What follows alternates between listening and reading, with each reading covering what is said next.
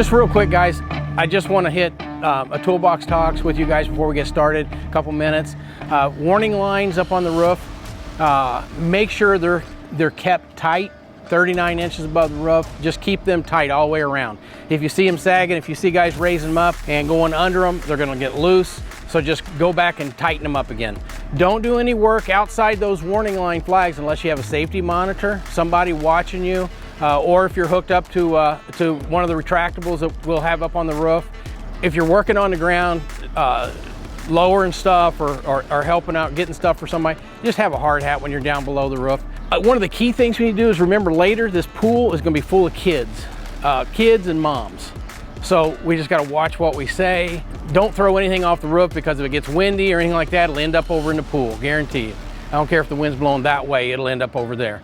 When we get to tearing off, when we get up on the roof, I want to talk to you guys about where we're going to tear off and what we're going to do, what kind of roof we're going to install and how we want to do that. So I know you guys have done this plenty of times, but we just want to cover it again. The roof we're taking off is TPO. It was adhered, it's 20 years old. We're going to put tapered insulation back, sloping it 2 different directions.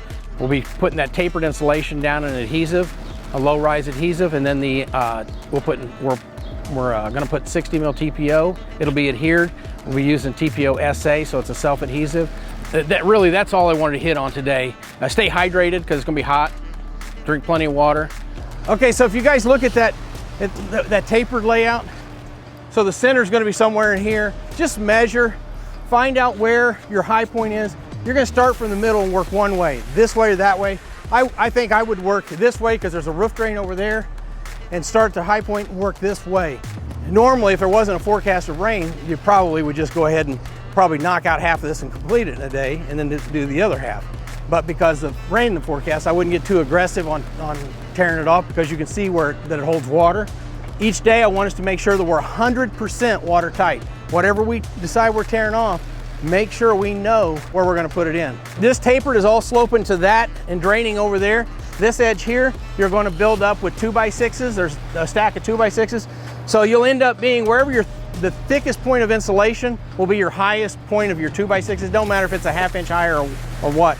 It's really important about this gas line that we keep it supported and don't get janked, because they just raised it for us right here, just this little bit of raising. It was $12,000 for them to raise this gas line. We don't want to crack it, break it, and they have to if we do, they got to take the gas all out of it. They got to bring welders up here. It's a pain for them.